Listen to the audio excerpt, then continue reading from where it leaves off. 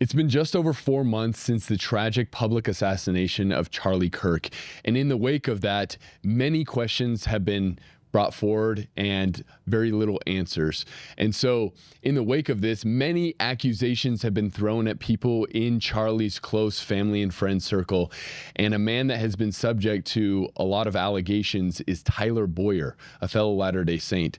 So we decided, instead of talking more about someone, we invited him on to see if he would be willing to address some of these hard claims. And I think what you'll find will be very interesting.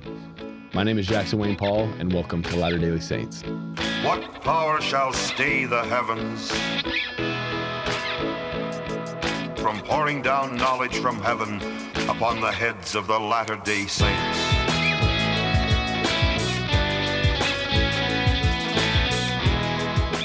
All right, guys, we've got a wild episode for you today. And if you're coming here for the first time here at Latter-day Saints, we do our best to present news and pop culture commentary from a Latter-day Saint perspective. No, we're not official representatives of the Church of Jesus Christ of Latter-day Saints as a whole, but we like to talk about things from kind of a Latter-day Saint perspective. I've been a member my whole life. Brando here, you've been a member your whole life. We've both served 2-year LDS missions, and so talking about some of these things with the added background of the scriptures and stuff, a lot of people find value in that. And so in today's episode, we invite a fellow Latter-day Saint, Tyler Bowyer, on, who we've talked about the Charlie Kirk situation and Candace Owens in a few of our other episodes. And there's passionate feelings from all parties. Everybody wants answers, including us. And so we thought it best to, instead of talking more about someone, we talk to him. Brando, I want to start off by saying this is a pretty groundbreaking interview. Yeah. Yeah, because Tyler has not gone on any other platform or podcast besides a few posts on X to combat these allegations head on. Well, I don't really think any major players at Turning Point USA have appeared on other platforms. Yeah, and so we took advantage of him coming on and we asked him the hard questions. You know, we asked him, are you a sexual deviant? Are you gay? All these things that have been thrown at him by people like Candace Owens. What is 110 LLC? Why is there so many millions of dollars being funneled through it? What even is the functionality of it? And your relationship with Jake Hoffman. Why did you receive a presidential pardon from Donald Trump? What light can you shed on that? Are you guys continuing to do this Doge effort type audit at TPUSA? A lot of the questions that many of you submitted in the comments in preparation for this interview. And so Tyler was more than willing to come on. We asked him first for an hour. He ended up staying on for 2 hours. And I'm really curious to hear your guys' thoughts in the comments because, yeah, I don't know. That's all I'll say, honestly. Let's run the interview and we'll talk after. Mr. Tyler Bowyer, thanks for coming on the channel today, brother. Good to see you. So glad to be here. Thanks for having me. Yeah.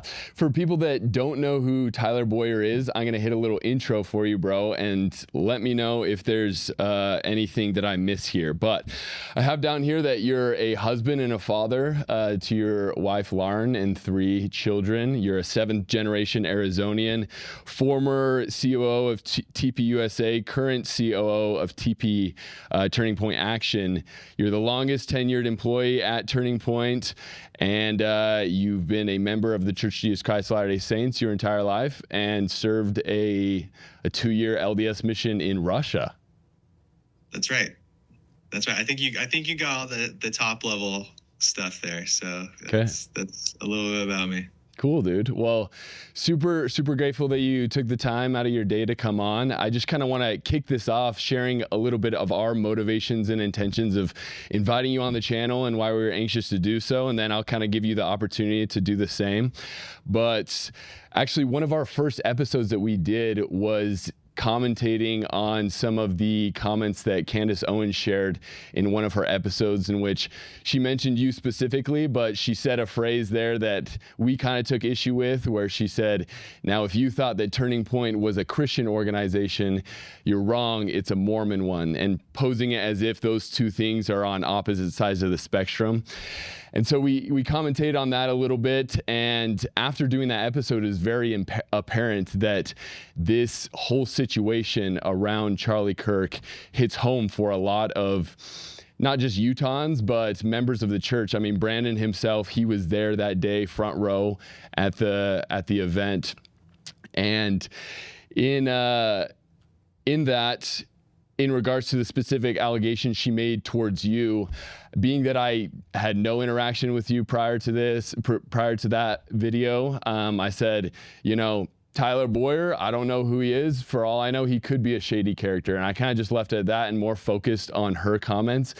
But then after that, we got reached out to by a couple family members of yours that watched the channel, and we got connected that way. And then as recently as last week, in 3 of the 4 of Candace's live streams, she highlights your name specifically and says things like Tyler Bowyer is a bad dude and needs to be investigated further.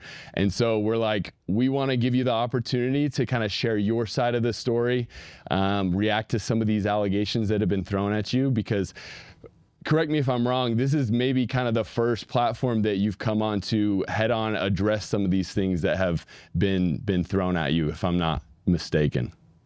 Yeah, I mean, no, look, I appreciate it.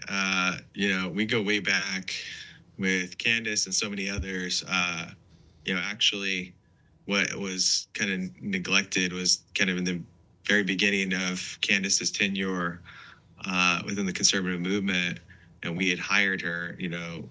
I was the one that was the CEO of Turning Point that sent her offer and spent so much time with her. And Charlie and I have always been in the same camp where we've had nothing negative to say about anyone that's a former, current, an important figure within the movement.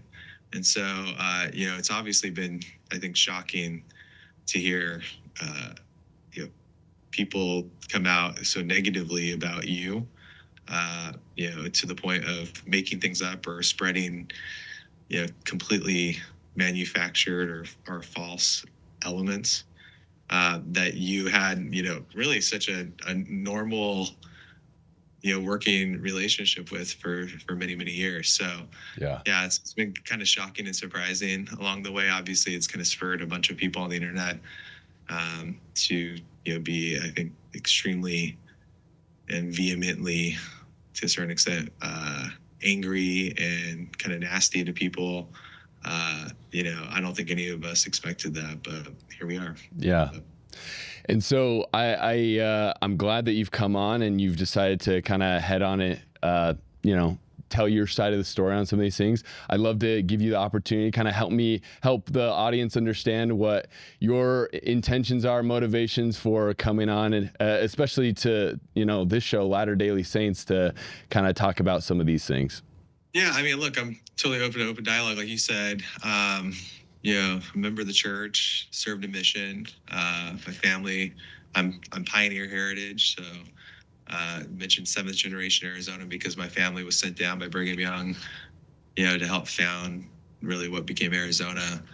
And so it's been, it's I think a lot of people appreciate the content that you put out, and there's so many others that, there's things that happen in society, and obviously the assassination of one of my closest friends ever, my business partner, confidant, how that's impacting Utah for the next number of years, maybe for the rest of our lives, how that changes, the dynamics politically, how that changes the dynamics culturally, is super important to our community. And so, I recognize that we're part of that, and I myself, as being part of, the LDS community, to a certain extent, is an important part to have that conversation, open that dialogue. So I think this is really the beginning of kind of a long, arduous, unfortunate situation where the entire world's going to be looking at Utah around this trial and everything else. And so we really can't just ignore when people say, outlandish things that attack our community. And I don't think that should be okay by anyone. And that starts with, I think, again, you guys who are leaders and discussing these issues, these cultural issues, and then obviously us from our perspective of defending our people, as they're kind of being poorly talked about, whether that's a turning point for me or, within the LDS community, because we have such great people in the LDS community, and then particularly in Utah that have been so good to us and to so many others in the midst of this horrific situation. Yeah. Well, dude, appreciate you coming on, and just I guess to get into it, Candace, she's explained from the beginning that one of her motivations in diving so deeply on this is because she personally doesn't trust the FBI narrative that's currently out there, that Tyler Robinson was a lone conspirator, that it was, motivated by leftist ideologies and stuff, and that he used the Mauser 30-06 and acted alone and stuff like that. And so I'm curious, like, not just from like the turning point standard, but like from you, do you feel that the current narrative of what the Federal Bureau of Investigation has come out with, do you feel confident that they are on the right track with that? Yeah, I mean, keep in mind that this is a state level investigation, so local authorities are the ones that are running point on this murder investigation. And so I want to first start off by saying that anything that I've seen where people are, trying to ignite, I think, the internet to be upset about how this is going, quote unquote, I'll use air quotes, how this is going. Yeah. Are people who are, questioning usually the federal government, which, again, I totally empathize with. We at Turning Point, we run an organization where we say, hey, the government is questionable. There's a lot of things that are not to be trusted. And, coming out of 4 years of Joe Biden, it's understandable why a lot of people would question the intelligence agencies. Kind of where my headspace is, there is an investigation under that's being carried out right now. There's a ton of evidence that, again, one of my good friends, Jack Posobiec, has pointed to pretty religiously that shows the involvement of Tyler Robinson, who they apprehended. But the big question that most people have asked is said, well, where did he come from? What is his motivation? Everything else. That's all part of the murder investigation. So they've laid out what is publicly accessible to everyone. And by the way, there's no difference between what I've seen and what the average citizen has seen. Is, there's all of this evidence that's pointing directly and making a strong case for an individual that's been accused of murder.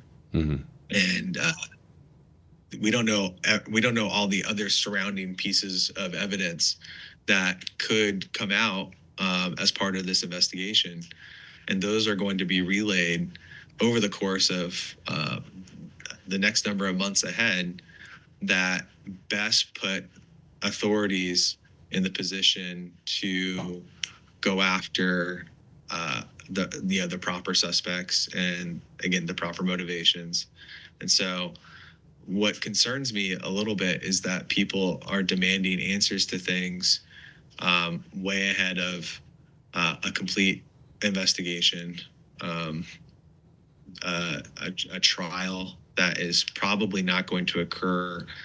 Many have speculated that it won't occur until early 2027. And so I think people just aren't aware of the timelines. Again, the average citizen. And so they're thinking in terms of like, well, this matters a whole lot to me because Charlie mattered to me, which I totally get that, being one of his closest friends. Is like, I want this thing to be over tomorrow.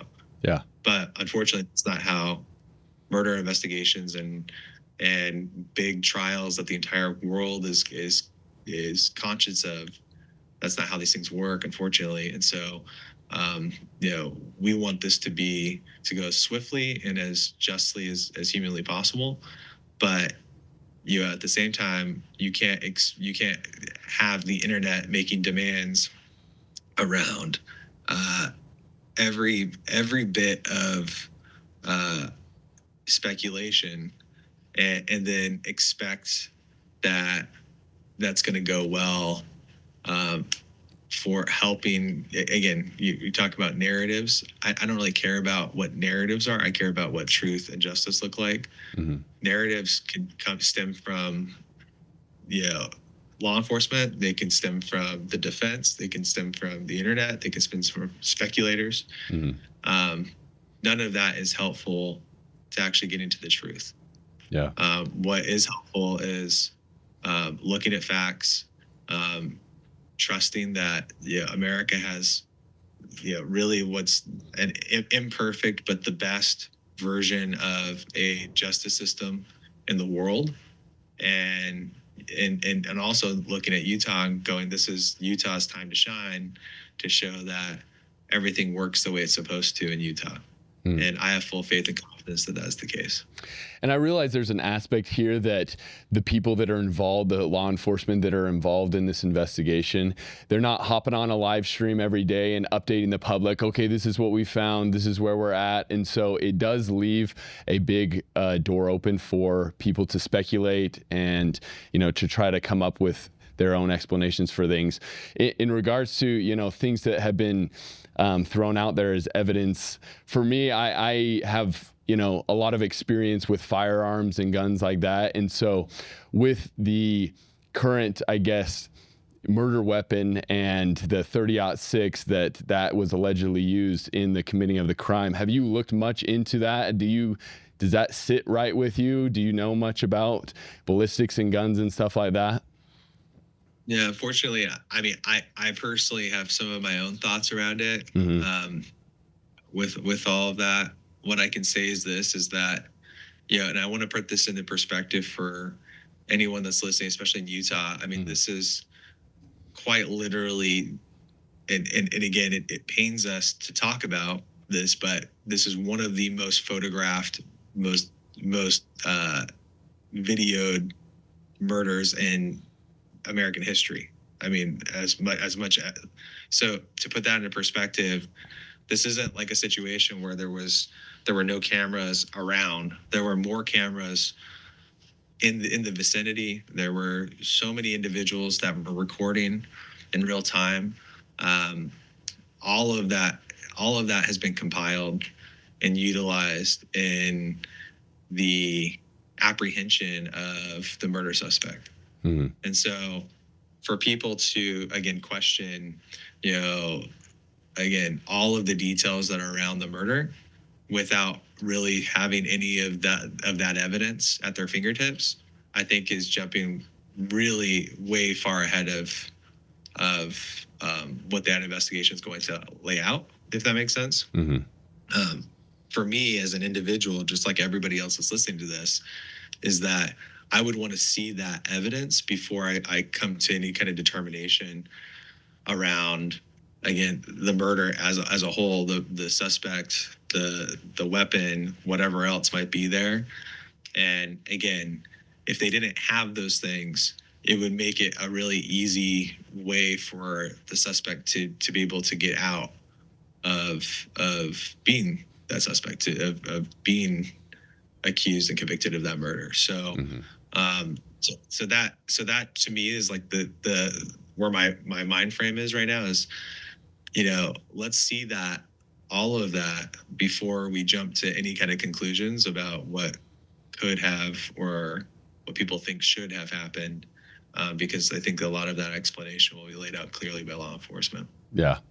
And hopefully it is. Yeah, I've seen a lot of videos made on both sides of the spectrum there. Some that say, yes, that could be the murder weapon. Others, there's like, no way. I myself, I have a difficult time with the experience that I have with firearms and stuff to believe that. But I totally understand what you're saying. I guess to kind of get more into the specific claims of Candace, on that initial episode that we did a reaction to her comments in regards to TPUSA is not a Christian organization, it's a Mormon one. She made some pretty pretty bold allegations against you, and she has repeated several times that one of the reasons that she, quote unquote, doesn't trust you, I guess, is because she labels you as this sexual deviant. And we'll just play the clip just so people have a context of, this is kind of one of the first like allegations, as far as I've been able to see, that she kind of threw out about you. So Brandon, if you want to roll that. Also, another person who wrote us was telling me the story about Tyler Bowyer's involvement in like Maricopa County politics in general. Like, what did he do before in Arizona? And yeah, it's just the kind of stories. Again, he said he approached him several times about embezzlement. You know, Tyler was hooking up with young interns, young male interns, or young male workers, and he didn't even care. He's like, I would go on record because all of this happened, and I had the proof that all of this happened, and everybody knows about Tyler Bowyer at Turning Point USA. It's like an absurdity. But this is the person that is putting people into places of power at Turning Point USA. Also, so she presents it as if it's this foregone conclusion, like, oh yeah, everybody just knows this. And then on Twitter, I saw one time that you posted a tweet and she responded to it like, Tyler, you and your wife are swingers. And so I guess the questions that I have is, where do you think that these allegations are coming from? Have people alleged this about you before? And like, is there any truth to any of this at all? So there is, straight off the bat, yeah, Candace has said this numerous times, and this has come from, and I'll kind of explain this hopefully to your audience so people understand it, that I'm gay, that I have some kind of, secret gay life that I live.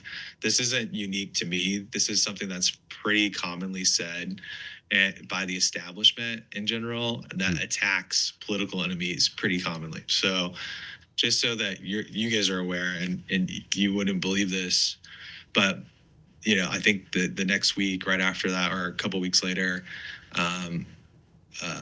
another individual came out and said that Charlie was gay or secretly gay, that other people were gay. This is like the textbook, just try to, Alinsky somebody's character with absolutely no factual basis whatsoever. And, it's actually pretty damaging what was said here, because obviously that's never happened. I'm not gay. I have 3 kids and, a wife that I've been married to for the entire time. I was married previously. My son is from a previous marriage. And so there's like the speculation, I think, when, when people become obsessed with you, they start asking, you all sorts of questions. People make up rumors. They do really nasty stuff. And like I said, they've done that to many people, including Charlie himself. This happened to pretty frequently. And it's just not based on any kind of fact. If it was anywhere factual, those people would come forward. Trust me, the left wants me gone, wanted Charlie gone, wanted all of the things that we do in politically, where we attack the left. So specifically, they would use that against us. And so, it's kind of like ridiculous that, you have this person that seems to have an axe to grind, that's angry about something. I really don't totally understand it, other than just trying to take advantage of, people who are in their most vulnerable state following the loss of someone that's closest to them, to go out and attack people. But you had mentioned this, is like there's this whole element that exists. I'll bring up Mikey too. Mikey was accused of being gay. There's videos that are AI that have been put out about Mikey, myself, others, and this entire world. I mean, it is so ridiculous that you just can't even really respond to it, because it's just such made up garbage and baloney.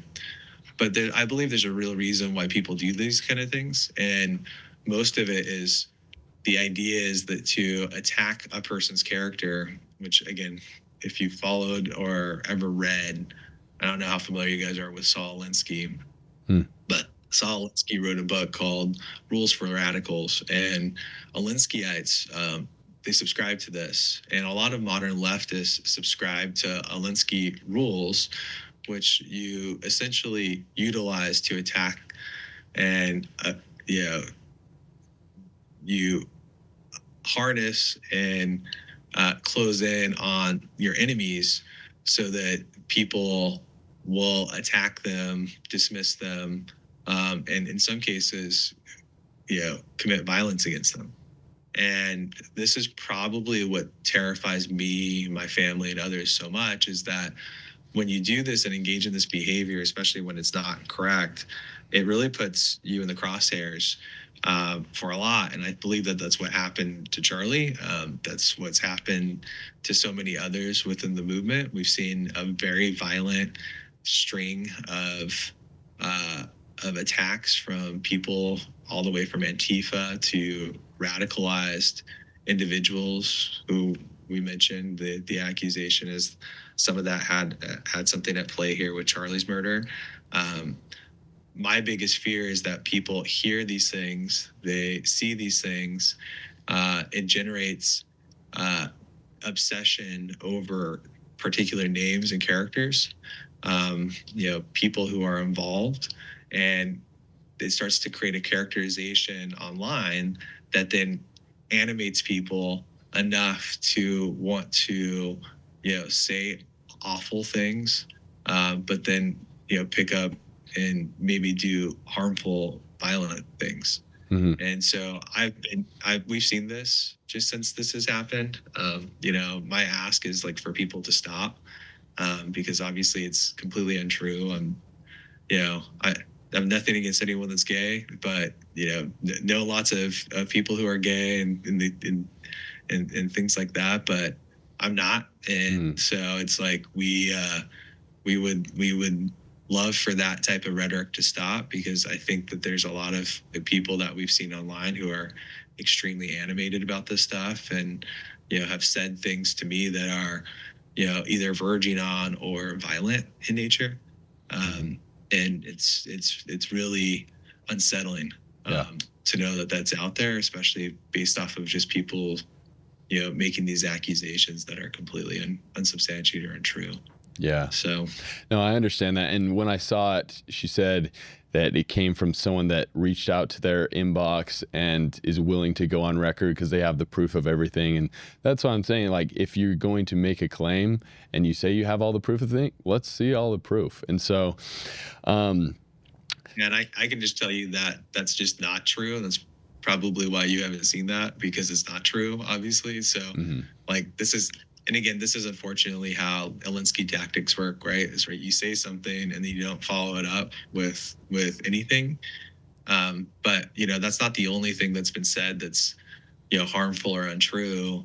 I mean, there's wild accusations and people, and again, that have been on the internet saying things that we've engaged or I've engaged in child trafficking, for example, that there are people that are getting my name confused with Tyler Robinson. So they see Tyler and they see Tyler. This is how low level and kind of idiotic some of this stuff is, right? So you have this baseline of just people, you brought up in that clip, it's just embezzlement. Like I've never embezzled money. Like she mentioned Maricopa County. I was the youngest chair of Maricopa County's Republican Party. I got elected, as kind of the anti-McCain candidate, and I ended up hosting Trump for what became the first ever Trump rally in Arizona.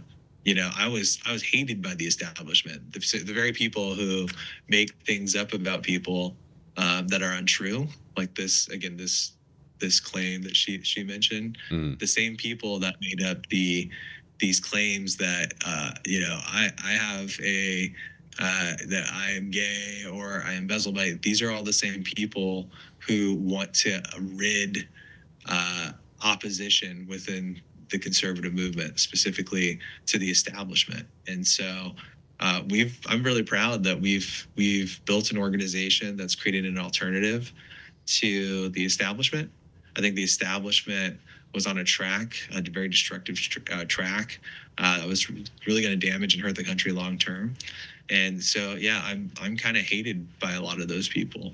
But those are the elements that started those things. And it's really curious to see other people and the types of people who pick those things up and try to run with it, because their dream is to, again, isolate and attack their political enemies. And, you know, I've been doing this long enough where like those things don't bother me, you know, and they shouldn't bother others that want to get involved.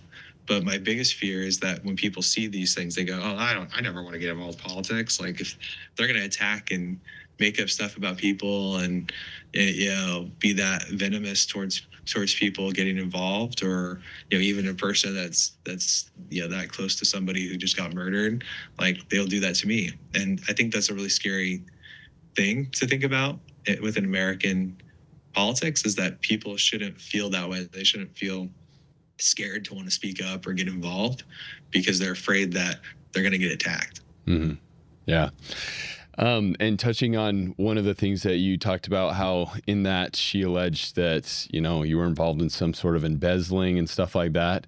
In one of her streams last week, she referenced some content from a video that was made by a guy named Zach DeGregorio from Wolves in Finance, that he kind of did an expose on a company that's affiliated with Turning Point called 110 Media, that is a self-proclaimed marketing company.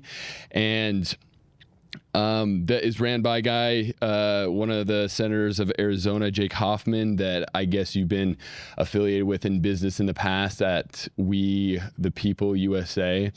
And through this company, it appears that like millions of dollars has been transferred to 110 Media from Turning Point and other like political campaigns like Kerry Lake and stuff like that. And so I'm curious, are you a partner of 110 Media, or can you help us understand what that company is that is run by Jake Hoffman? Yeah, no, I mean, it's pretty basic. I mean, anyone that's ever run a business, right, has marketing agencies that they work with. 110's a marketing agency that we work with that places ad buys and media buys for Turning Point. So it's not the only media firm that we work with. We work with a handful. A lot of media we do internally on our own. So we build our own teams at Turning Point USA, Turning Point Action for that. But for example, I mean, it's really it's actually a little bit concerning that anyone that would claim to be, you know, an accounting aficionado wouldn't be able to look into the basics of, you know, what an expense would be to a marketing agency. And again, just a pretty solid, like pretty straightforward. When you buy ads, they go in different places. So if they're billboards, you have to buy the billboard space. If it's online, digital, you know, if it's Meta or Facebook, right, Instagram, you have to buy ads within their world on Google Ads, and then text messaging and everything else. Mm-hmm. You hire an ad agency that makes those media buys and placements. Mm-hmm. And so when people are saying, oh, millions of dollars is transferred to an agency, we bought ads through that agency.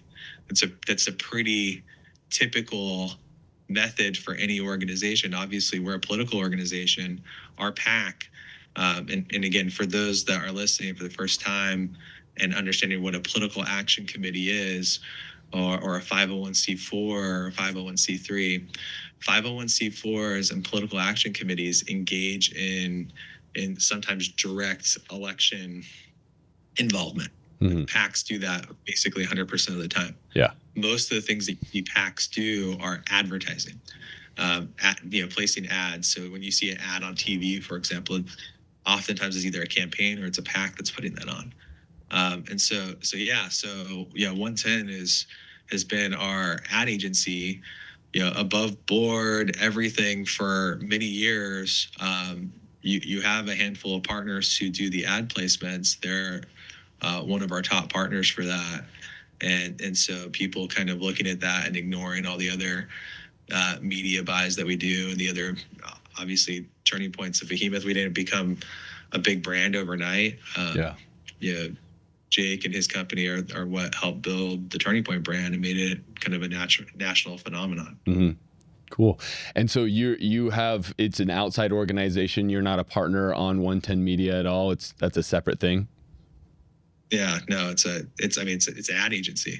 Cool. So, day to day on that is all run by Jake and his team that he has. Obviously, we've been close. We only trust when you're in politics too. It's, as you can imagine, there's not very many ad agencies that want to work with conservatives.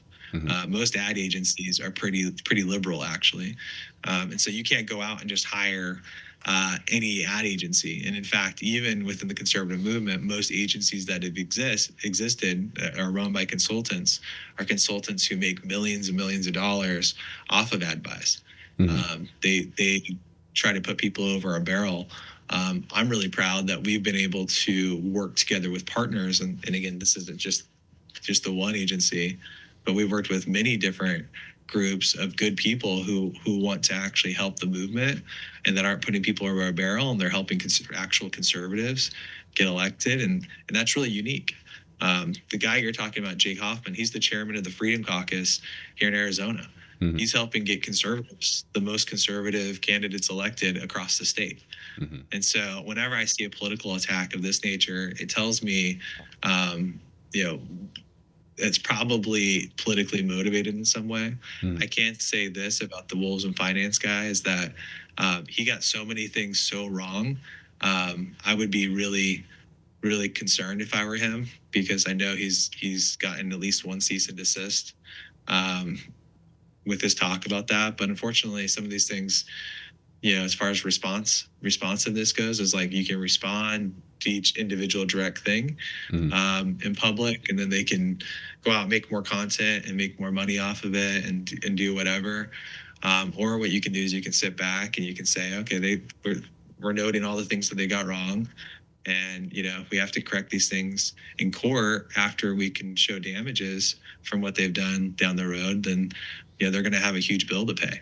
Yeah. And so, these individuals who are kind of going down the track of, really making things up and saying things like you brought up, we the people, and there's this whole conspiracy theory that exists out there because of the individuals that were on that board. That was a board that was created many, many years ago mm-hmm. for a separate organization that we had actually looked to acquire here in Arizona, a thing called Constitution Week USA. So Constitution Week was being run in Gilbert, Arizona, and it was one of the largest Constitution celebrations. We had actually looked at acquiring that and helping make it bigger, make it cool, and then spread it all across the country. Mm-hmm. And so that board that they had mentioned, which was just one board that was created to acquire that, it actually ended up not happening. That's why it went defunct pretty quickly, mm-hmm. is that we didn't actually acquire that. But the whole goal was, create something to actually spread, Constitution education across the country. Mm-hmm. And again, so it's just another one of these things where it's like people, trying to villainize, really pretty basic good things that really don't have anything weird about them at all, and calling good evil, and sometimes evil good here is a little bit of a concern. Yeah, and I guess one of the things that she referenced as well is that the scenario was put forth that he referenced this lawsuit that you were involved in from 2010 to 2017 that, finished up in 2017, and there was like $11,000 in some sort of damages to be paid, and that on public record, she says that your wages were garnished, and so it paints this picture of, financial hardship, and then 4 years later in 2021, they point towards you putting a hefty down payment of $650,000 on a house.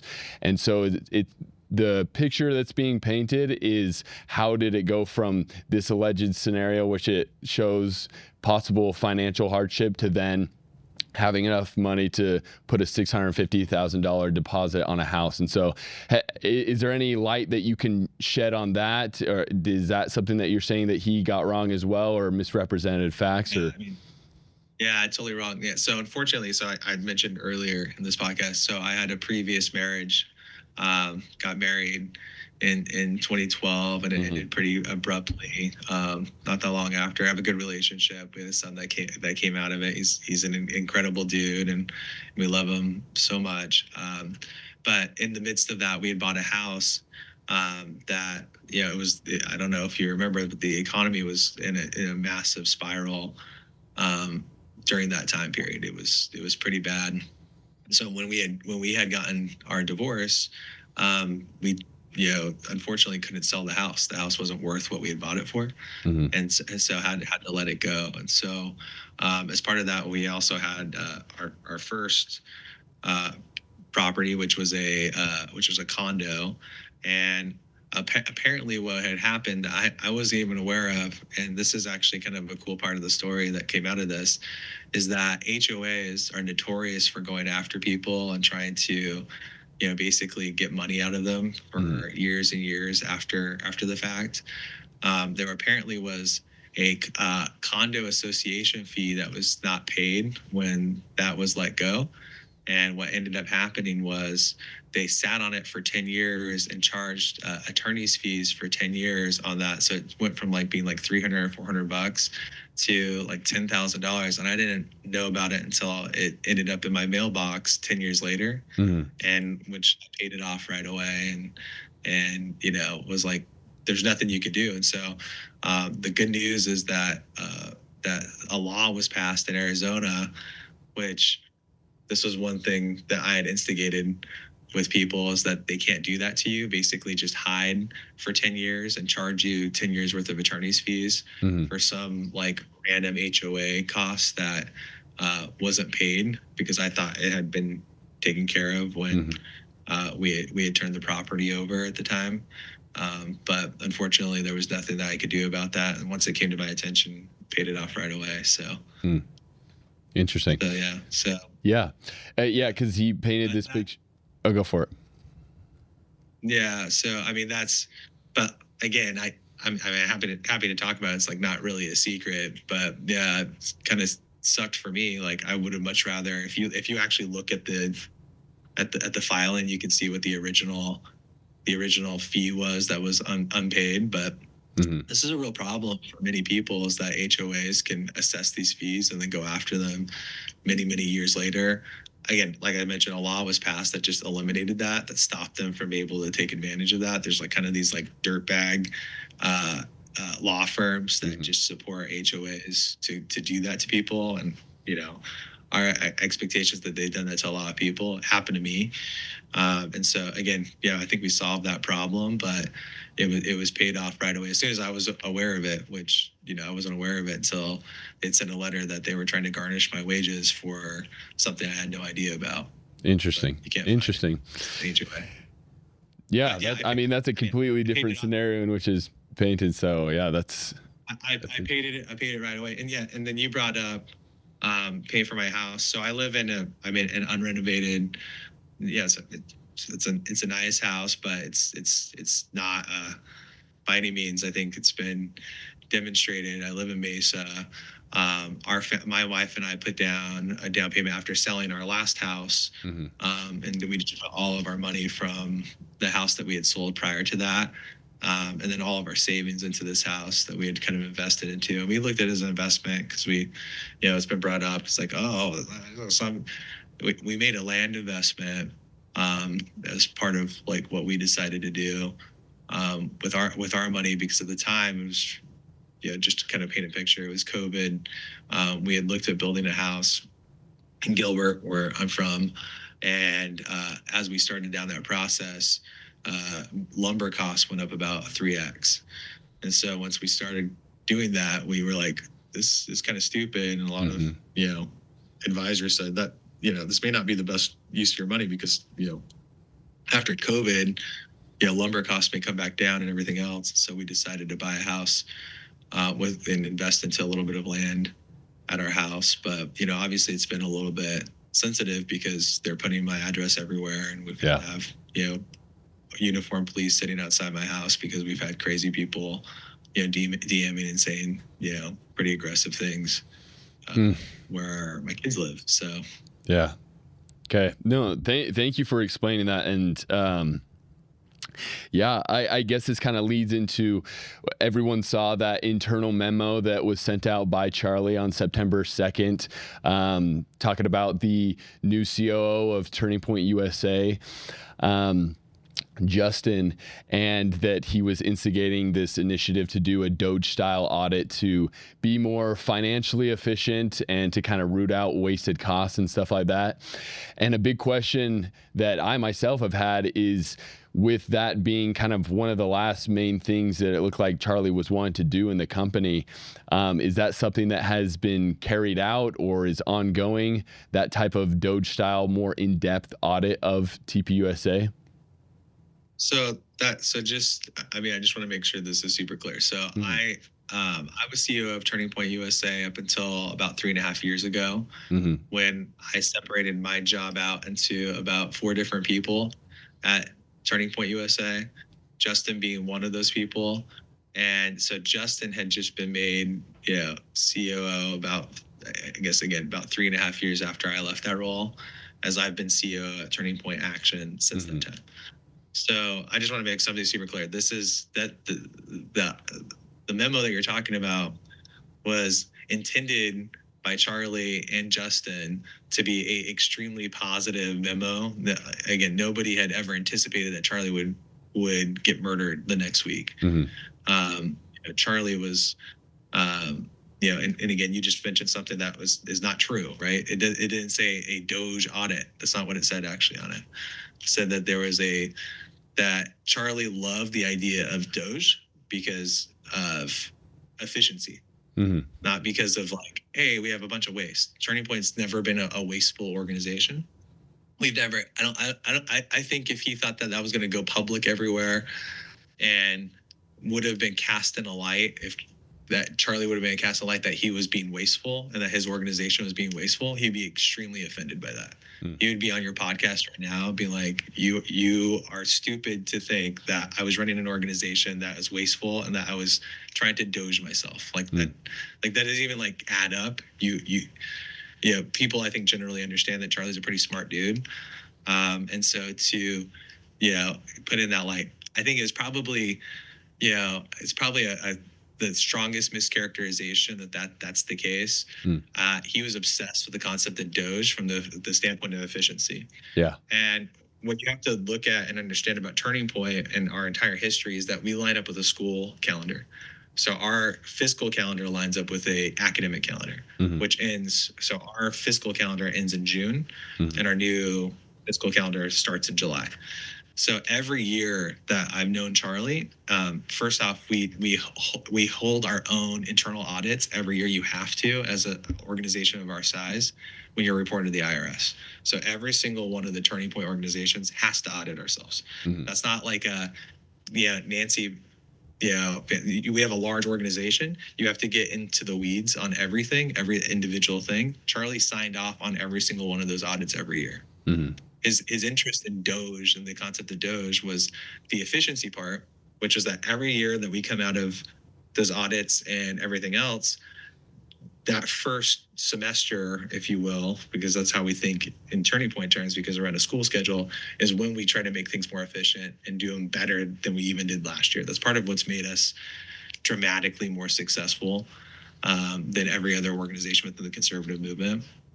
And that's the time period. So you're looking at Charlie, July, August, leading into when that came out was that, hey, we're going to, buckle in and make things even better. There's some things that, need to be, that can be and need to be even better. One of those things, I'll just give an example, events costs since COVID have gone through the roof. Most of these states, Turning Point does a ton of events in different places. Those costs have been dramatically skyrocketing since COVID. Mostly a lot of event venues and different places trying to recoup money from that was lost for many years. Those are things that you have to figure out when you run an organization of our size. We have a lot of staff. We have more staff than any other singular organization. Most of the funds that get contributed to Turning Point directly into staffing. And so figuring out how to be as efficient as we humanly can, that means for human capital, that means where do we put people?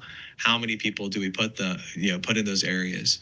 How do we avoid overlap, overages? Some states, have crazy wage laws. Again, California, New York, Massachusetts, Illinois are some of the worst states to operate in. And so you have to kind of figure out how to do more with less in some of those places where it just straight up costs you more to have more people in them. Those are the type of conversations that were intended by what was put out for. And again, I can't speak on behalf of Turning Point USA. I don't work for Turning Point USA. That was a Turning Point USA memo that runs all of those things.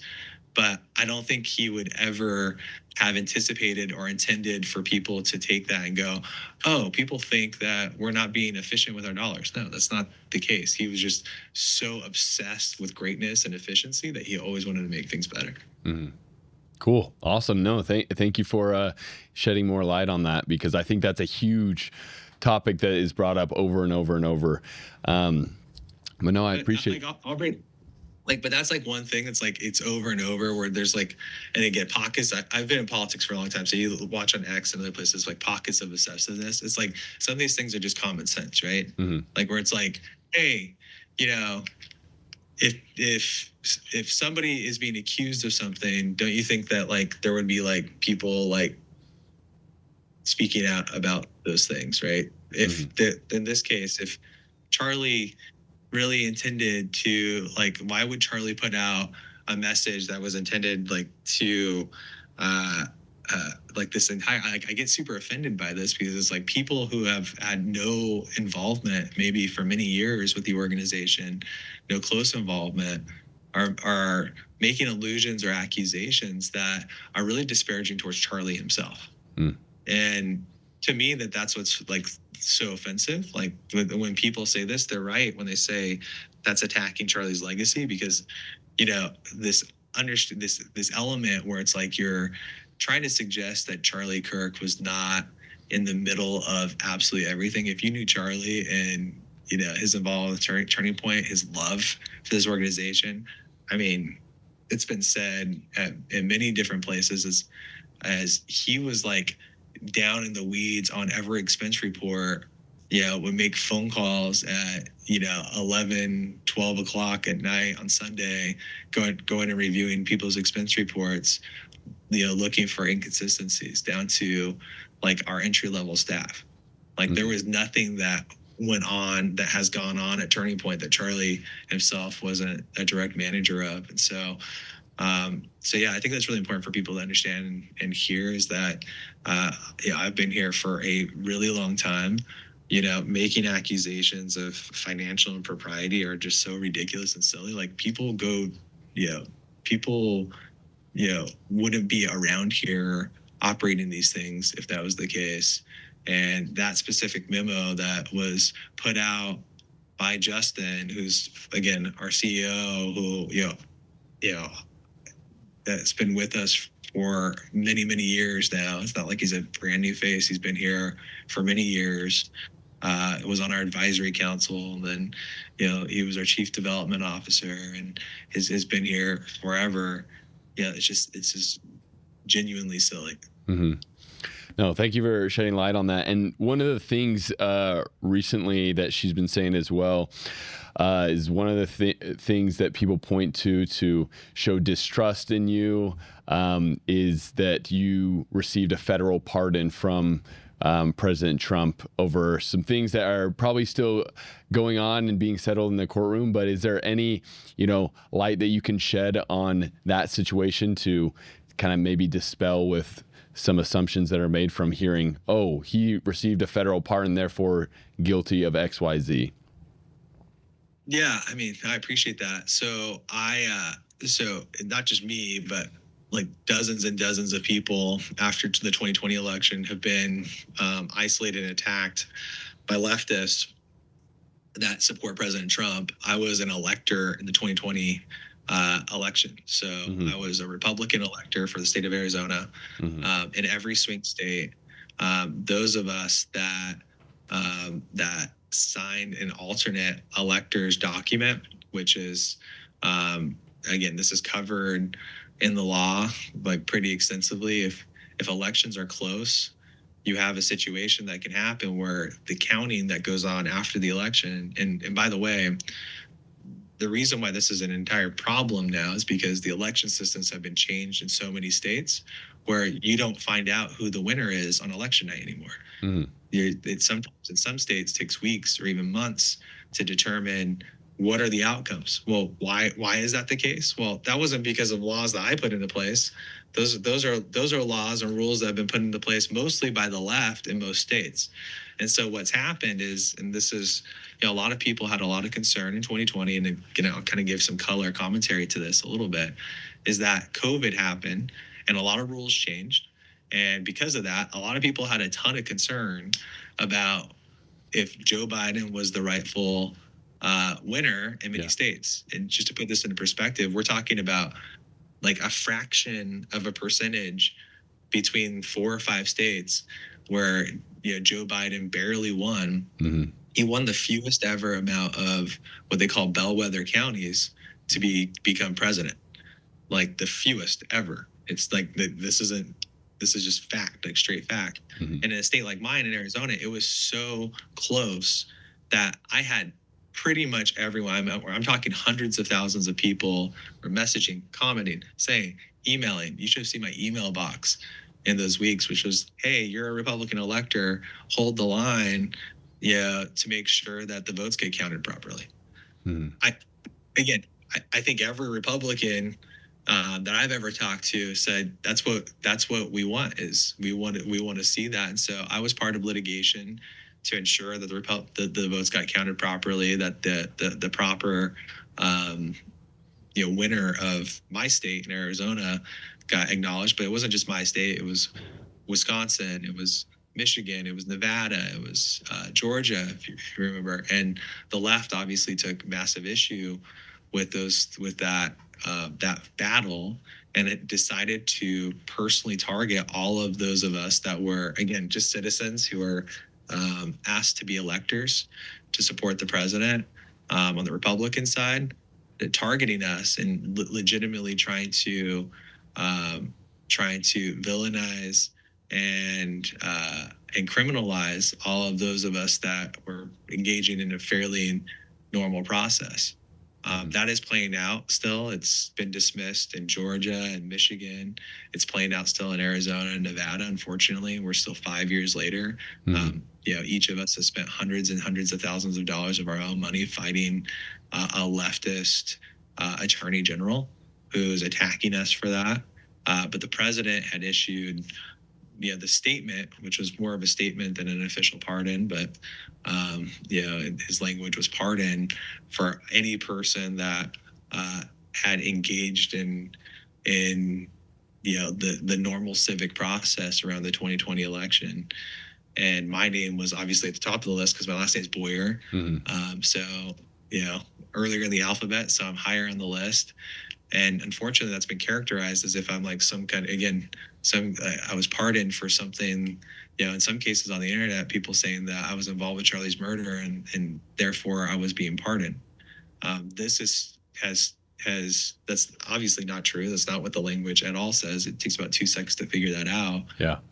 But, it wasn't just me. It's literally dozens, if not hundreds of other people who could potentially be attacked in the future by leftists who want to criminalize their political enemies. Yeah. And that's kind of the background, the basis for it.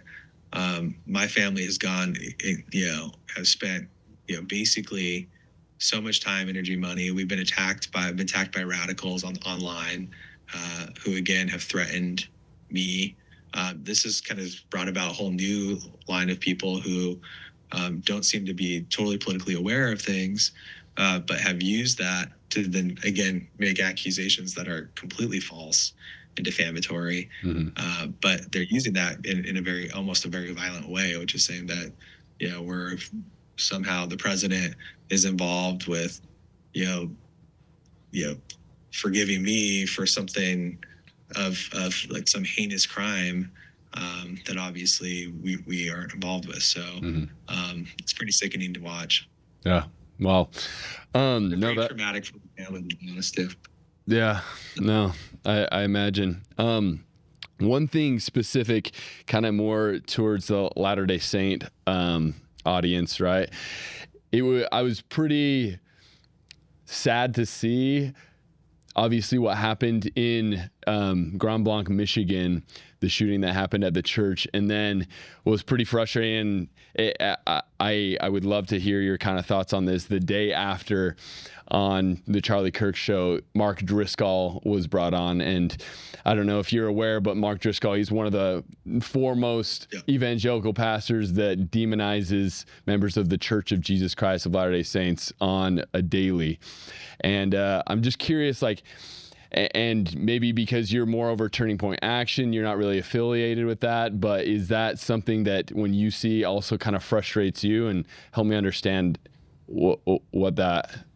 how that happened. Yeah, I mean, I think that was an unfortunate circumstance, which was that I think, so I just want to make this something super clear. And so I think we're sheltered sometimes as members of the church to be aware of like how demonized members of the church are by certain sects and sectarians within different Christian faiths, different sects of Christianity. I mean, it's a pretty common thing. I'm a little bit more numb to it because I think it happens so frequently. In fact, you know, I typically am not involved with anything on the evangelical front because, you know, the moment they find out that you're LDS, like you basically are, treated like the devil, which obviously we all believe that that's super wrong, right? Like, I mean, I mission where I spent a ton of time around others of different faiths, specifically within, Christendom is like really understanding where they come from. And our core belief system in the church is that, that even though we believe, the full restoration of the Gospels is what people need to hear, that other people are on the pathway and understand it. And it's a good thing to be a faithful member of a church and to believe in God and the atonement and understand that and learn that because you're closer to the doctrine of the restoration if you at least have that baseline, that knowledge baseline. Obviously, I think the gospel and the understanding of the restoration is incredibly threatening to others when you understand it and you actually communicate it. And so obviously you're going to have a lot of difficult conversations with pastors who may kind of like in their heart have some, I think unchristlike hatred for you. And I can just tell you over the years, I've had really great conversations with people. I don't get my feathers ruffled by that. We engage a ton of pastors, but almost every pastor has some element of that feeling. Charlie didn't feel that way. I mean, he said so much just minutes before he died, before he was murdered, because he and I had worked so closely together for so long. I mean, so many people that we have within our orbit here in Arizona are LDS. So he didn't feel that way. I can't speak on behalf of Mark Driscoll. I think he was already scheduled to be on the show, which was a really unfortunate circumstance that probably should have been relooked at. But, obviously we've got a lot of irons in the fire here at between Turning Point, Charlie show, and everything else. And I don't think people even recognize that. But Andrew felt really bad about the circumstances and enabled a conversation to be had with Pastor Driscoll, which I think was good, actually moved the needle a little bit in the right direction, which is like, we don't believe in that. We're not, big fans of that. And I think Andrew on Charlie Show's executive producer was extremely apologetic about it. And, I had gone to Utah, I think that next week, where we did the big event at Utah State University, which obviously everybody on stage there was LDS. So I think people got the message that, we're not anti-LDS over here. I'm LDS. We have people who are Mormon. So yeah, no, and No, thanks for clearing that up. That was really unfortunately timed, and honestly, I saw that, I was like, "What are we doing here?" And and I don't think we even realized at the time how much of a lightning rod we were, where people had kind of just used us as a political football, because we're coming right out of Charlie's murder, right? So it's like, Yeah. you have no idea like how obsessed people were going to become and watching every single thing and reading into every single thing. And that was one of the earliest things, was that people looked at that and read into that. And again, I don't blame people. I totally get it. It's like just more attentiveness to everything that Turning Point and Charlie's show is doing and everything else. And everyone has the right to be offended by people who, directly attack our faith. Like I totally agree with that. Right. Like I'm a defender. I'm the biggest defender of my own faith amongst people, that don't subscribe to our faith. Yeah. And I think we've done a good job at bringing people, calming people down in a lot of cases, and working with people in the evangelical movement to be like, we need to chill out. Here in Arizona, obviously Charlie endorsed Andy Biggs, who's going to be, one of the, outside of Utah, one of the first prominent LDS governors that we think in a long time. Arizona hasn't had an LDS governor in a long time. So it's, it's one of those things where it's like, there is, for people to understand, is that we have a lot of detractors. There's a lot of people that we politically agree with, even that we don't always agree with, but you can have conversations, open up conversations by having an organization of our size and scope that I think actually brings a lot of people together. Yeah, no, I bet you've had some very interesting conversations in that regard. Thinking about the aftermath of, the routes that Turning Point has taken after in terms of leadership and whatnot. There's a clip that you probably have seen, but Brandon, if you want to pull it up there, of Charlie and Erika on the Charlie Kirk show, and they're kind of talking about, women pursuing careers and how to organize priorities and stuff like that. And then seeing, what has kind of happened in the aftermath of Erika taking, position as CEO. I want to roll this clip and then kind of hear your thoughts a little bit more about it. Sure. It shows that married women with kids are the happiest. Why do you think that is? It's just nature. Just becoming a CEO of a shoe company is not going to give you happiness. Women have it so mixed up. You can have a career after children, but if you try to have a career while you have your kids, there is no such thing as balance. That is such a myth. I can't spend half of the day doing one thing. I missed out half of that time with being with the kids. So you have to choose where your heart has to be fully with the home. You have to make that decision on your own, but you can always, after your kids are in school or after they're in high school, you can always go back to work. You can always find a way to get back into the workforce. But if you miss those precious first few years, that is so hard to make up, because memories are so much more important than an added paycheck. And Pause. So after seeing that, and then seeing, so quickly after Charlie's assassination, her being put into the CEO position, can you maybe shed a little light on, what went into that whole transition process? And is she, really super involved in the day-to-day? And what was the thinking behind putting her as kind of the new face of Turning Point? Well, look, I'll just address this first by saying, Erika is one of the strongest people. Anyone that's a widow, in any circumstance, the scriptures say this, I think, just as normal human beings, as men in particular here, is that you should look after widows. You should be,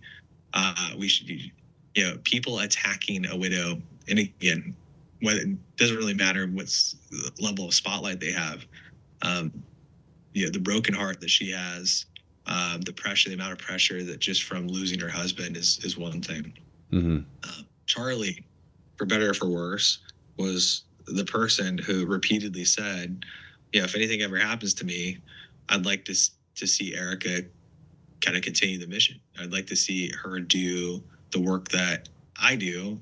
Why? Because, I think, obviously outside of carrying his name, and his heart and the passion that, she understood it better because she spent, outside of probably myself, Erika probably spent more time with Charlie one-on-one than any other person on this planet. And so, in the few short years that they had together as a married couple, but prior to that, they had dated extensively through that, and he trusted her fully, 100%. And so, it's a hard thing to be approached by people to say, well, what's going to happen if something happens to you? Heaven forbid. I think his wish for that is kind of a blessing and a curse type of a thing, right? Which is, the blessing is that Erika is incredibly strong, incredibly capable. I think she has a lot to bring to the table that's going to be able to help young women. The thing with the negative side to this is that, she wasn't asking for this. This isn't something that like Erika, wanted to do. It's not like she was seeking it out. It's not like she was building a career to try to become CEO of Turning Point. She, this is something that has fallen on her shoulders that she stepped up to, very much like a calling. And that's the way that she's treating it, by the way, is like very much that she's been called to do this, not that she's forced to do this, not that she wants to do this, but that she's been called to do this, to be able to carry on the legacy of her assassinated husband, of the person that she cared more about than anyone else, not on just behalf of herself, but her children and, her future grandchildren and all of the people, all the donors and relationships that Charlie cared about so closely that he had built tremendous relationships with, the president's team that's depending on Turning Point, all of the individuals, the hundreds of thousands of activists and individuals who are very close to Turning Point. I mean, that is a huge amount of things to take on. And there's probably not very many people on this planet that are capable of taking that on, to be honest. And the fact is that she's taking that on in stride, and she's done an incredible job so far. But I think I would reject the premise of like, oh, well, she said these things that she believes, by the way, fully and through, because she had anticipated being put in this position. I don't think anyone wants to be in this position. I don't think she wants to be in this position. But, when you're called to do something and it's presented itself, and, God nudges you in a certain way, you either boldly take that on or you reject it and you wait for what the consequences of that will be. I think I have a huge amount of respect for being one of the closest people that's being able to watch all this, is that I think she's going to be uplifted and blessed in this role, where she's going to be able to carry out her caretaker duties and her motherly duties, while also being able to carry the weight of a massive organization and movement. And again, I think that she's going to be blessed for doing that. But I totally reject the idea that she wants that. I don't think anyone, any sane person would want to do that. And I don't think any sane person would want to be in this position, but you've got to be strong on behalf of the country and the movement. And she's done that. And she deserves a ton of respect. She deserves a ton of grace and love and help. And she's going to be attacked like crazy by the left and people who want to make a quick buck. Those are people, I probably wouldn't want to ever associate with. Yeah. Yeah. Hey, Tyler, thanks for sharing that. I think it's great to get kind of a behind the scenes perspective on that with Erika. And in relation to this topic about Erika, I know a lot of people are wondering, just a quick question on this. There seems to be, and maybe this question will be trivial to you, but to people on the internet, it would be good to clear it up. So there seems to be a discrepancy on when Erika says you and her met and when you say you and her met. I believe she says you met at a 2015 Trump rally, and then there was a discrepancy on when the meeting actually happened. Just if there's a short answer to that, would you mind maybe clearing it up? It's actually really simple. Is what she said is true, and what I've said is true. Is that we had met by phone prior to that 2015 Trump rally. So the background is, and this is important for people to understand, Erika was 2012 Miss Arizona. So she's part of the Miss Universe world, right? So the Miss Universe world, which was owned by Donald Trump, all of those people, and this isn't unique to Arizona, this is everywhere across the country. Those that participated with that were kind of, very friendly and kind of fans of Donald Trump. So when he decided to run for president, and remember, this is June of 2015 that he announces, I think it was. And then almost immediately after that, I get a phone call in Arizona to asking if we wanted to host a fairly small anti-illegal immigration event in Arizona. And so they had wanted, this was part of the president's early strategy, that when he was then candidate Donald Trump, was to do to talk about illegal immigration as being like kind of a core piece of his thing. And so where else would you go than Arizona? So they call, what I suspect, they start working all their networks with the Miss Universe contestants and pageant winners from the past in Arizona. And many of them, it's not just Erika, but many of them, and I've known a few Miss Arizonas through, there's a lot of people that get involved with the pageant world that end up in politics and things like that. It's not unique to Erika, but she had been contacted and someone had said, hey, Tyler, who was the chairman of Maricopa County at the time, I was, this young 20-something-year-old chair that was running this whole thing, is in charge. Here's his number, get in touch with him. And so we had gotten in touch about showing up to that. But our first face-to-face meeting ever was at that 2015 rally. And then after that, I had encouraged, I was like, oh, you're awesome. Like, thanks for getting involved. And of course, again, we put the former Miss Arizona on stage behind the president. With all of that. But so two things can kind of be true at the same time, which is I had mentioned that we had spoken before. We had spoken before. We hadn't actually physically met. Our first time, I think, ever meeting was at that 2015 rally when she showed up and she was part of it and everything else. And it was like, wow, that was cool, because that changed the world at the time.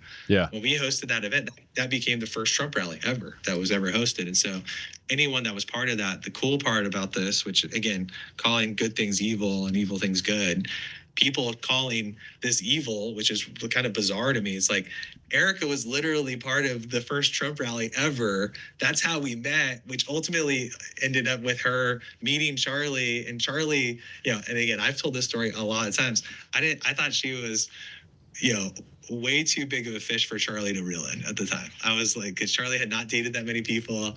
He had, and I was a little bit concerned because she's awesome. Like, she's like through and through. Again, just to speak to her capabilities, she's incredible. She's an incredible human being. We wanted to get her involved on our faith side because of that. That was her whole. That was where her heart was focusing on the pastor recruitment, the pastor outreach, everything else that we had done at that time.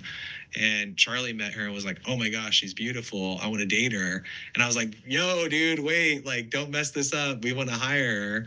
And fortunately for them both, Charlie was able to close the deal and meet and spend time together and fall in love and get married and do things the right way. And then after getting married, move in together and have kids. And that's a beautiful story. And so people trying to make this into a thing where it's like, oh, this is like super questionable. It's like, actually, it's kind of pretty cool how it happened, which is that, the president's team, was the one that talked to the Miss Universe pageant contestants. I hosted that first event, invited her to get more involved. Turning Point. Charlie met her. It's a very beautiful thing, and I think it's pretty obnoxious and evil for people to try to suggest otherwise or say, oh, there's something questionable here, or she's a CIA agent. It's like, guys, this is so stupid. Like that is like such a disgusting betrayal of, again, Charlie's intellect. Going back to kind of what we talked about earlier here, is like Charlie loved Erika and Erika loved Charlie. They were one person, and their story is really cool. And I hate the fact that they have so much introspection to their life after Charlie's assassination, but it is what it is. And I hope that people will be a lot kinder to a widow and really be really grateful that she was like with the president from day one. You know, you could argue she was more locked in with President Trump maybe before Charlie was. So it's like, they were there, and, you know, a great tag team and a duo, you know, to support the president. And it's just very, very cool. Mm-hmm. And from my understanding, both her and Charlie kind of have this Protestant evangelical background. One of the things that Candace has said, and I think this was October 29th when she first talked about this, is that secretly Charlie was converting to Catholicism, and that the place of burial was so hush-hush in the funeral because he actually had a Catholic burial ceremony at a Catholic cemetery. Is there anything you can offer on that front? Yeah, I mean, I don't want to get into private matters, and there's so many private things that are around Charlie's burial that, you know, are intentionally private, because there's so many people who would like to disparage him and come to those sites. And yeah, I understand that. And so I really can't talk a whole lot about that, but I can talk about his faith, which is Charlie was through and through evangelical his entire life. I mean, he literally spent every waking second, including at the event in Utah where Frank Turek was with him, you know, with faith leaders in the evangelical community.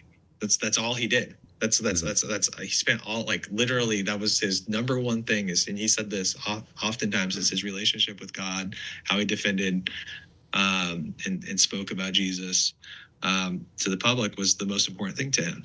And so that was his faith. You know, I think he had a great admiration for other faiths, including ours, right? Yeah. Including the LDS faith. He said so just minutes before. He had great admiration for many elements of the Catholic faith, and no one has ever suggested otherwise. But I think it's actually pretty disingenuous, again, to truly not be as close to Charlie and to make suggestions about, like, the most important life choices that you could possibly make, whether it's around you know, the love of his life or his faith. You know, those are you shouldn't speak ill about the dead. You shouldn't also put words into the mouth of those who have passed, that have gone on. And I wouldn't do that as one of the people that are closest to Charlie. I mean, I've probably hundreds of thousands of text messages with Charlie over the years. I would never even think about releasing one of those messages, you know, to try to use to prove some kind of, like, gain some kind of political point on the internet, which, again, obviously is very appealing, I think, to many who had private conversations regularly with Charlie. But it's wrong. It's wrong to make suggestions, or, you know, to make you know, again, just kind of like dunk on people because you want to win one, like, small little argument or make one point that is going to push some kind of narrative. That's just not right. You know, Charlie deserves better than that. He was a great man of faith, and to try to characterize him as anything outside of his own words, I think is wrong. Yeah. So that claim that he secretly, you know, converted to Catholicism, you would say is kind of categorically false from everything that he. Why would Frank Turek be next to him in like right near you, Brandon? Yeah. Why, when that happened? Yeah. Yeah.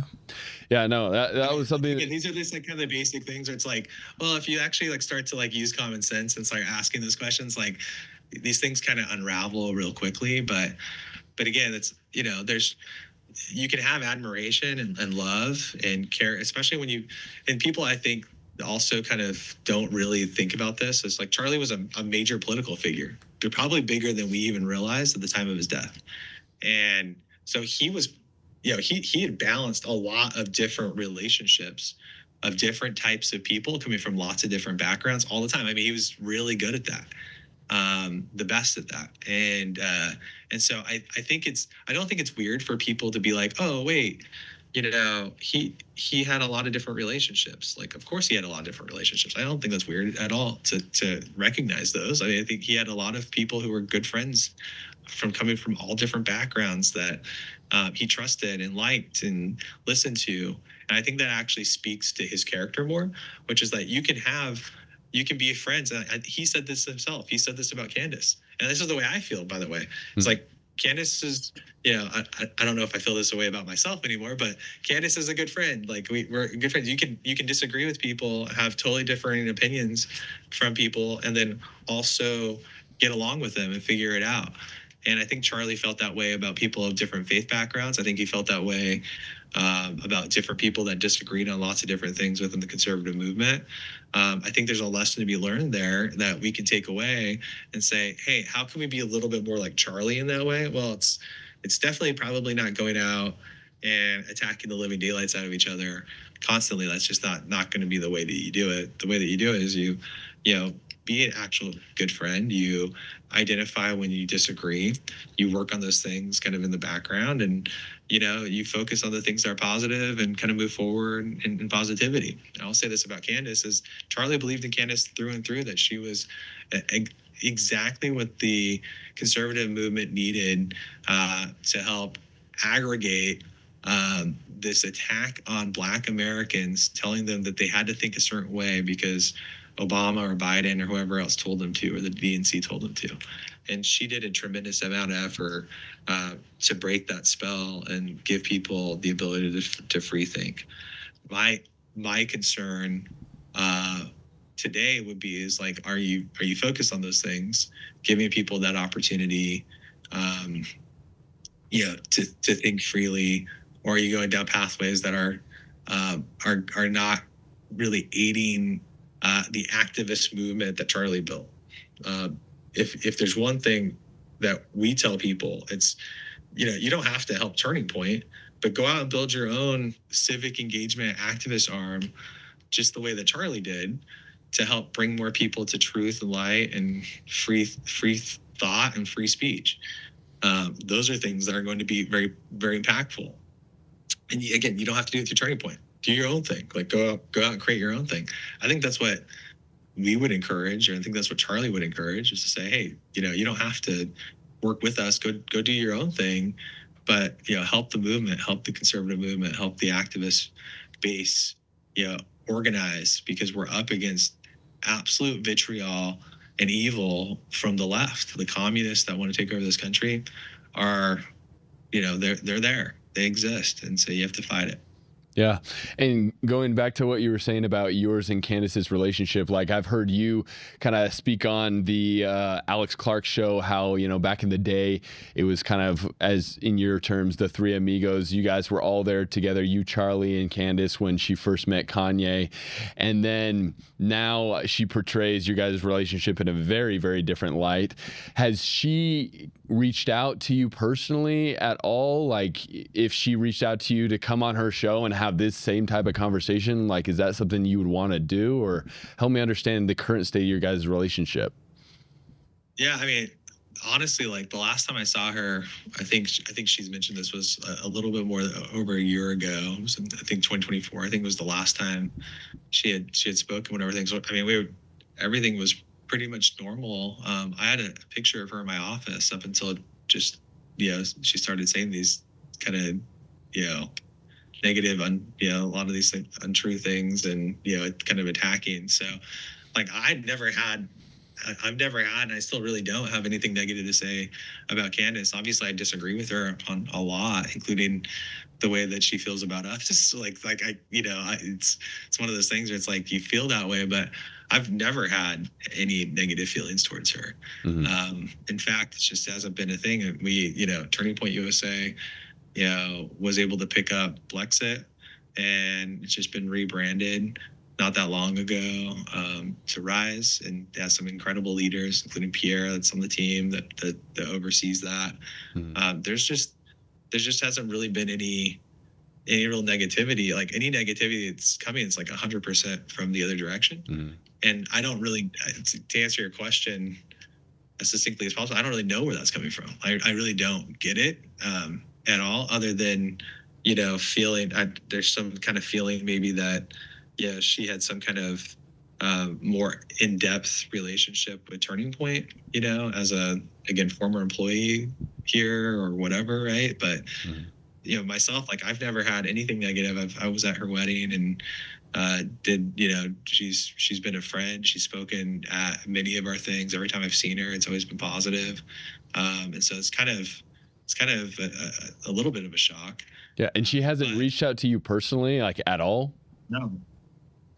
Like, nothing. Yeah, no, I haven't spoken to her at all. Since Charlie was assassinated. And again, she knows how close I am to Charlie. I think she's mentioned this, a bunch of text messages she has. She's blocked out my name on it, but it's me, her, and Charlie on the text message with those things. And so when she shared some of those personal messages that have been out there, and again, I have nothing negative to say about her at all. I just don't. I have, again, totally disagree with some of the positions that she's taken. I'm not focused on the Israel thing at all. Like, that's not, my position. We didn't get into all this, but I'm LDS, so we have a core belief on the gathering Israel. That's kind of it's a faith driver. Served my mission in Russia, saw a lot of really cool things that I think experiences that most people have never seen, that I think relate to the lost 10 tribes and spending time with that, and like that changes your perspective a little bit. I think politically on Israel. So I totally disagree with some of those, that's at the forefront. That's the most important thing. I just think, yes, we should be careful about who we're funding. No, I don't think Israel is the greatest threat to America. I think there's many other threats that are far greater to us and to our society. But yeah, I have nothing negative to say about her, outside of, I think we've been all kind of just shocked at how this has played out. But I can only imagine it has something to do with, again, things that she believes and other narratives that have been built that are just substantively false. Yeah. And the most recent being this week of kind of talking about just like some relationship with I know there's been all these conversations with Russia and everything else. Again, my connection to Russia is I served my mission in Russia. Yeah, I know. That's what I was kind of tracking. Yeah. Has that... I got my degree in Russia because I served my mission in Russia.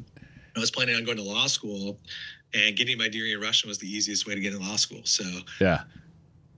I didn't go to law school because I met Charlie. Yeah, and as someone, I served in Lisbon, Portugal, so I speak Portuguese. I was filling out the stuff to go to college, and so I never made it there, which I'm really glad I didn't. But yeah, I was gonna go and take a Portuguese class, and I already knew how to speak fluently, and so yeah, that's where I was kind of seeing. And so to allege that, Tyler, he speaks Russian because I even saw on a stream someone took from what Candace said is like he is part Russian and he has, Ukrainian ties and all these things. And so, no, dude, I appreciate you coming on and go for it. Well, to get deeply into that too is I think somebody pulled like a picture from my Facebook. This is how insane this is, right? Mm-hmm. So there's a picture of me with a Russian adopted kid here in Arizona. Mm-hmm. I think I only met one kid ever who was adopted from Russia. That's pretty frequent, like from Ukraine or Russia. Mm-hmm. Kids that get adopted. It's one of the countries that you see these adoptions happen because Russia has and Ukraine and other places have huge problems with orphanages. They have like overcrowded orphanages because it's a huge problem.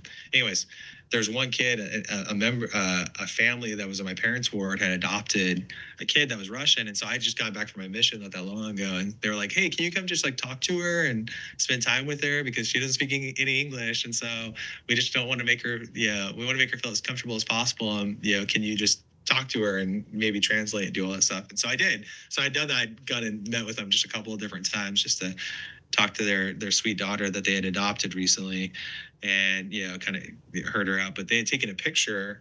Somebody had taken a picture of me with her. I'd posted, which was again following my mission off my Facebook, and then posted that as if like I was involved with some like orphanage thing or like that, which obviously is not true. It's equally as true as me being gay, which is like that I have got involved. So it's like every single thing that's being posted is basically 100%, 1000% false. And then they create these other narratives, but then they go, oh, but you speak Russian for a reason. It's like, well, yeah, I speak Russian because I went on my mission to Russia. And you try to explain that to the rest of the world.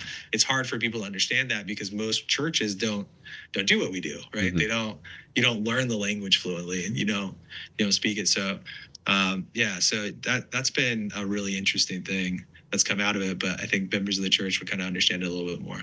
Yeah, no, I appreciate you giving clarity to that. And I guess, Tyler, like, thank you so much for coming on. And one of the most shocking things is that Candace hasn't reached out to you personally because she's dedicated so much time and attention to talking a lot about you. And yeah, I mean, I guess going back to that question, if she were to ask you to come on and, share your perspective on these things, is that something that you would be willing to do? Yeah, it's hard because it's like when people frame you in such a bad way, it's like you don't know if you want to like just jump on a live stream and talk to her. Like I would talk to her any day of the week. If she called me, I would talk to her, have a conversation.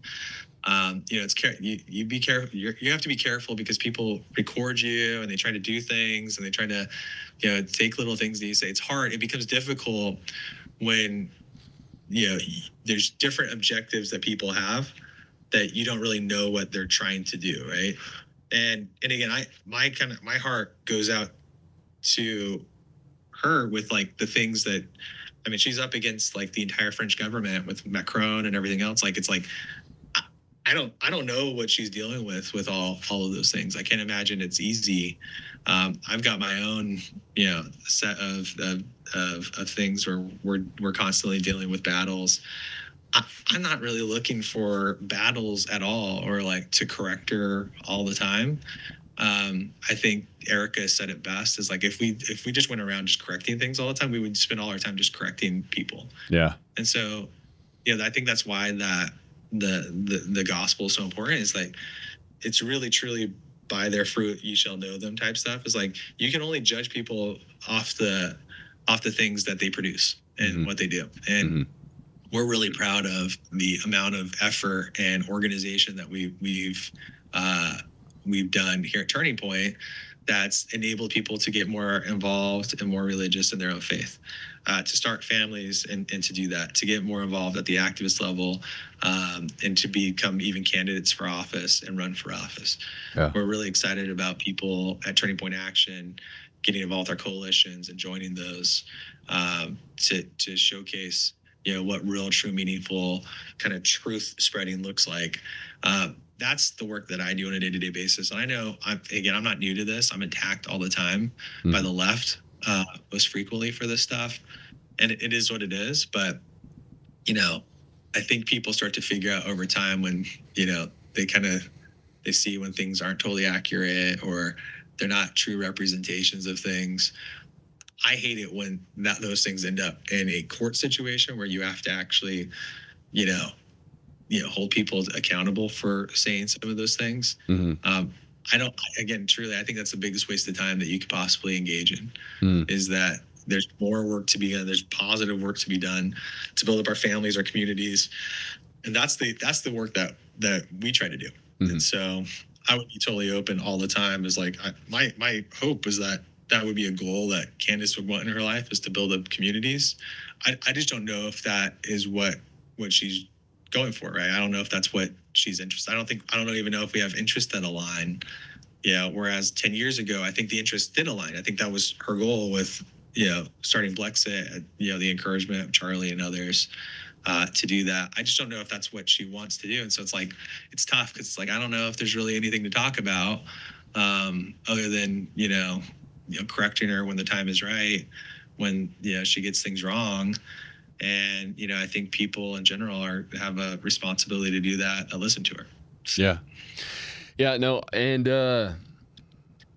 yeah, bro, I mean, going back to that first episode we made, the only thing I said about you was Tyler Bowyer might be shady. I don't know him, because I'm not naive enough to think that just because someone is a returned missionary or an active member of the Church of Jesus Christ of Latter-day Saints that they don't have big skeletons in their closet. But I just would, leave it to you to give your last word, that from looking at how the narrative has been portrayed as you as this bad, nefarious guy that somehow, was doing things to hide things financially, that, you benefited somehow of Charlie's assassination and maybe somehow were complicit in it.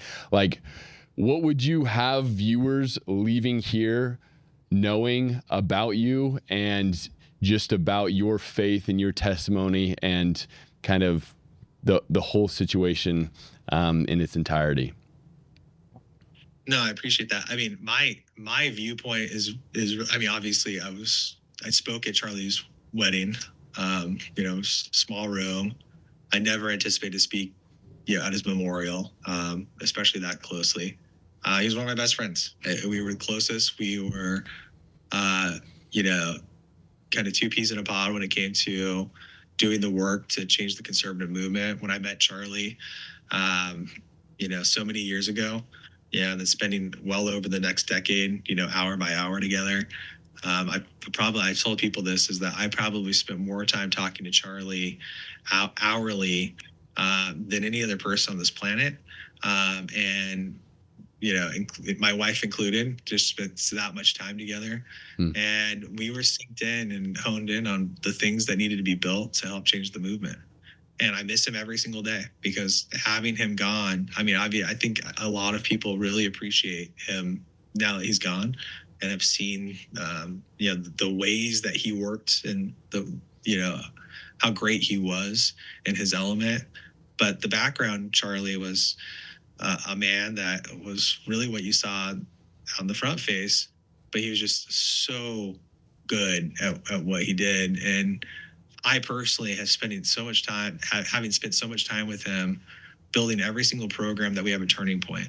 And most people have no idea what we actually do at Turning Point. I mean, all of the programming, more people are aware now, but our collegiate programming, our high school programming, our faith-based programming at Turning Point USA, education that's going through K-8, at Turning Point Action, I could talk about that until I'm blue in the face with the 10 key target states.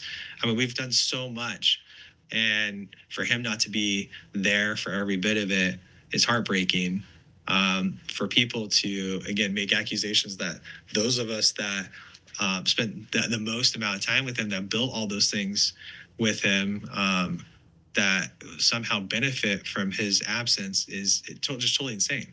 Like, I look at people on the internet saying things like that about his wife, his sweet wife, about myself, about other people, and it's like, in what world can you imagine this world being better off, that Turning Point being better off without Charlie here? Like, that's just an insane thing to say.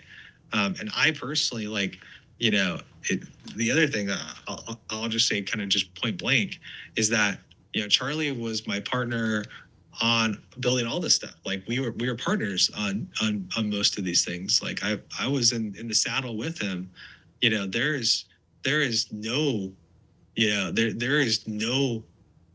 financial benefit whatsoever to Turning Point's future in having Charlie gone. He was one of the most prolific fundraisers ever. He was, had all of the relationships of people who trusted him so dearly. Is now our opportunity that we have to step up and carry on his legacy, especially in his name, but making the suggestion that, like, somehow people would be better off without him, and like there's no factual evidence of that whatsoever. And so I think it's really crazy that people have made that suggestion. I think that people have, that people would think that there's any kind of world. I think most people are figuring out that that's an insane line of reasoning. But for me, I just miss him every single day. I wish I wish he was here with us, especially through 2028. He loved JD Vance like a brother. JD's been like a brother to a lot of us. He's an incredible dude. He was so excited about him running for president. And that's probably on the top of our mind, every step of the way throughout this entire thing, both in 2026 and 2028. Mm-hmm. Well, Tyler, thanks for taking the time. You gave us a lot of your time, and I appreciate you being willing to do as Charlie did, go out and address things head on and not cower away. And, I hope the viewers watching can see how it is possible that there are people motivated by other things that may not be good to paint things in a certain light, to drive engagement, to, stoke, conspiracy and stuff like that. And not to say that you and I, Tyler, would be the first to say that not everyone in the government or other organizations is 100% above board, and there are secret combinations. The Book of Mormon is probably one of the most stark, warnings against secret combinations and things like that happening in our society. But I think we should, when we try to create some that there's no real substance there, then it diminishes the validity of them actually being out there and doing nefarious things. And so appreciate you coming on. And yeah, I'd love to have you on another. Go for it. I'll say this part of that is you talk about secret combinations, and that's a term I use all the time. There's one group that has fought the political establishment harder and held the line harder than anyone else. It's been here at Turning Point.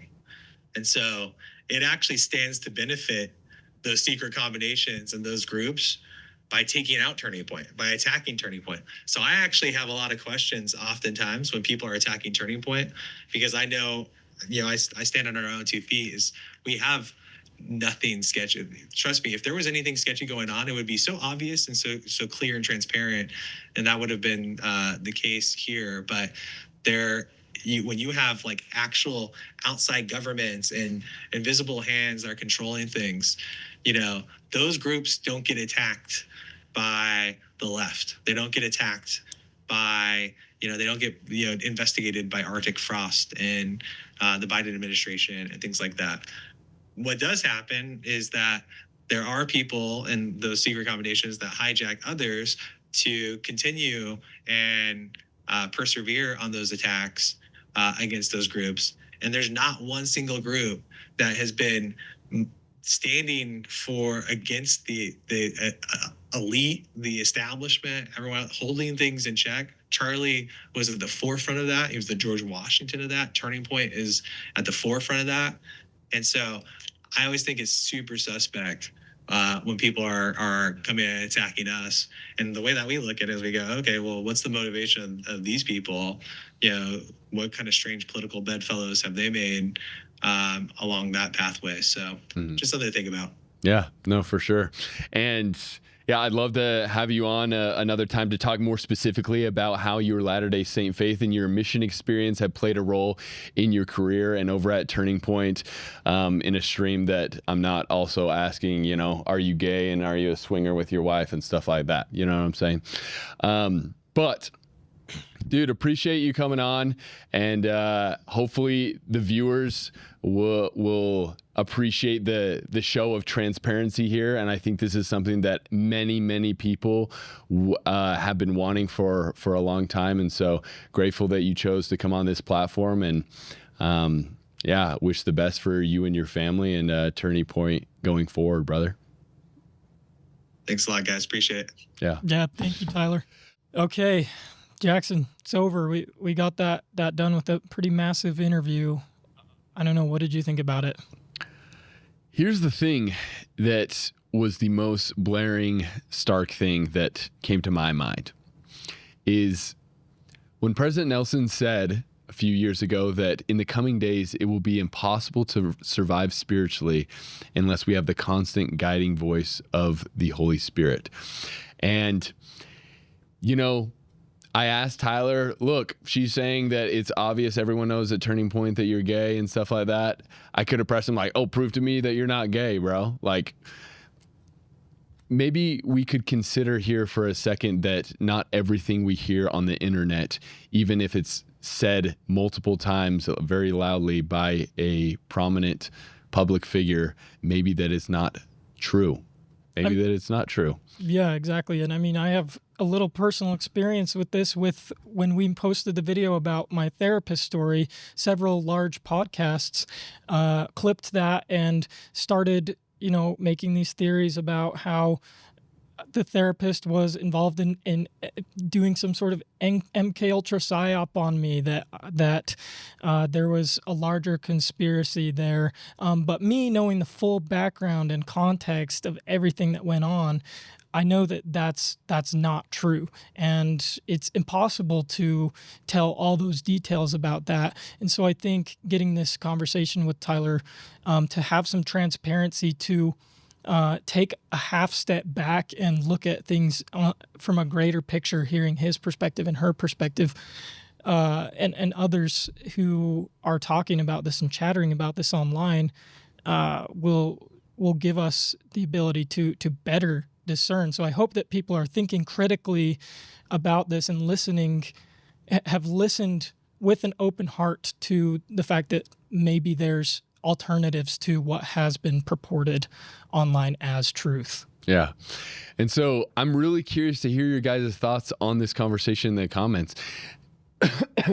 Because look, we asked him the hard questions of all the allegations that have been thrown at him.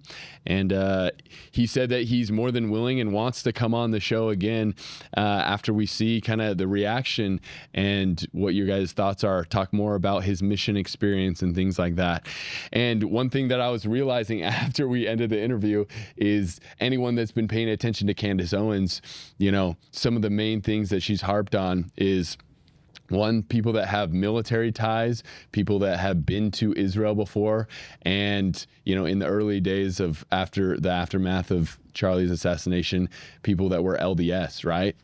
Being a part of the Beehive communist cult regime. So if you see Jackson's face on a Candace Owens thumbnail after this. I'm a United States Marine Corps infantry sergeant, okay? Reserves, okay? I'm a cog in the machine. If that puts me guilty, I guess I'll be guilty. I went to Israel earlier this year. Here's a little thumbnail of how I talked about that whole situation. I came back not pro-Israel. I came back pro-Jesus, and I read all the scriptures in the Book of Mormon talking about when how we view the returning to the land of Jerusalem of the Jewish people, that it is always preceded in scripture, especially in the Book of Mormon, by a repentance and coming unto Jesus Christ. And so, no, I'm interested to see the further conspiracies that maybe I think we fully expect to be clipped by Candace. And look, I'm more than willing to engage and address any claims that are thrown, just like it seemed that Tyler Bowyer was by coming on the show and spending 2 hours talking about all these things. And so, again, let me know what you guys think in the comments, and God bless you. Remember, if you're not looking at the world through a gospel lens, you're only getting half the story.